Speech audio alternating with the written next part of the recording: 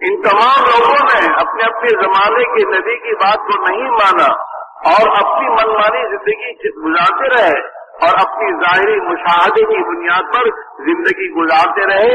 अल्लाह ने नतीजे के तौर पर सबको नाकाम किया।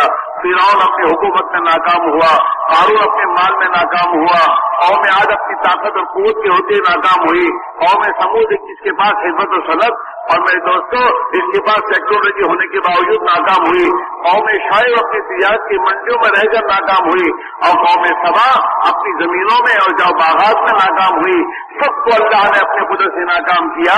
और कुरान पाक में इन तमाम कौमों के वाक़यात को तफसील से बयान फरमाकर अल्लाह ने इस उम्मत को ये रहबरी फरमाई, लक़द कान फ़ी क़ससिहिम इब्रतुन लिउलिल अलबाब। ये अगली तुमसे अगली कौमें और नदियों की उम्मतें जो गुजरी और वो मुख्तलिफ हालात से गुजरी और वो अपने इन तमाम हालात में अल्लाह की न मानकर और अल्लाह के दीन को छोड़कर नाकाम हुई है। अगर तुम इनसे इबरत लेकर अपनी जिंदगी की बुनियादें अपनी नबी की बताई राह पर डालोगे तो तुम कामयाब हो जाओगे, और अगर तुमने अपनी नबी की राह छोड़ी तो जैसे ये नाकाम हुए तुम भी नाकाम हो जाओगे। तो বলতেছেন যে ভাই আল্লাহ জাল্লা শানুহু আর জামানার মধ্যে সব ধরনের মানুষের নিকটে নবীদেরকে পাঠাইছেন।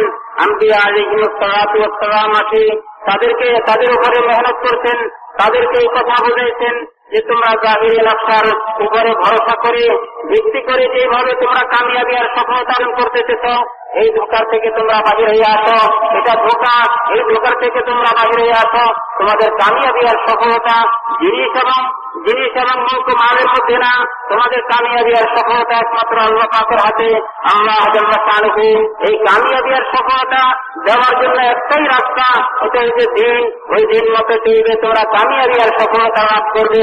বলতেছেন যে আম্বিয়া আলাইহিস সালাতু ওয়াস সালাম আসি তাদের সময়ের মধ্যে উম্মতকে মানুষদেরকে বুঝাইতেছিলেন, মানুষদেরকে তাদের ধোঁকা থেকে বাহির করে দ্বীনের উপরে আনার জন্য চেষ্টা করতেছিলেন, কিন্তু তারা মানতে ছিল না।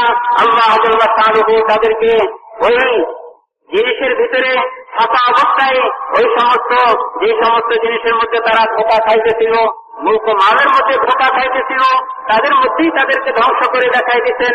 ফিরআউনকে বাদশাহীর মধ্যে বাদশাহী থাকা অবস্থাও তাকে ধ্বংস করতেন, কারণকে ধন সম্পদের ভিত্তিতে ধ্বংস করতেন, কওমে আদকে তাদের শক্তির অহংকারের মধ্যেও ধ্বংস করতেন।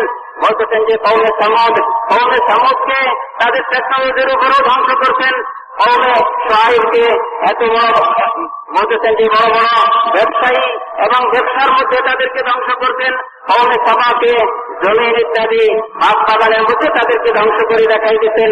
বলতেছেন যে আল্লাহ জাল্লা শানুহু এই সমস্ত কওমের ঘটনা কোরআনে পাকের মধ্যে উল্লেখ করছেন।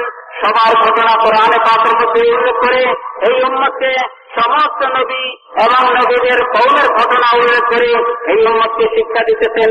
লাকাদ কানা ফী কসসিহিম ইবরাতুন লিউলিল আলবাব, যে পূর্বের জমানার সমস্ত নবীদের জমানার এবং নবীদের কওমের ঘটনা তোমাদেরকে শোনানো হইতেছে।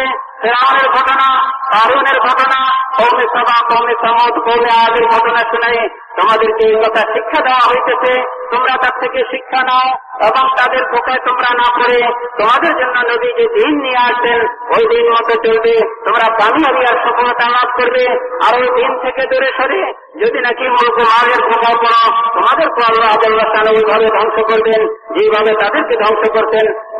বলতেছেন যে ভাই এই উম্মতকে শিক্ষা দেওয়ার জন্য আল্লাহ জাল্লা শানুহু কোরআনের মধ্যে সমস্ত নবী আর তার কওমের ঘটনা উল্লেখ করতেন, যাতে এই উম্মত তার থেকে শিক্ষা নেয় এবং তার থেকে শিক্ষা নিয়ে নিজের জীবনের বুনিয়াদকে ঠিক করে।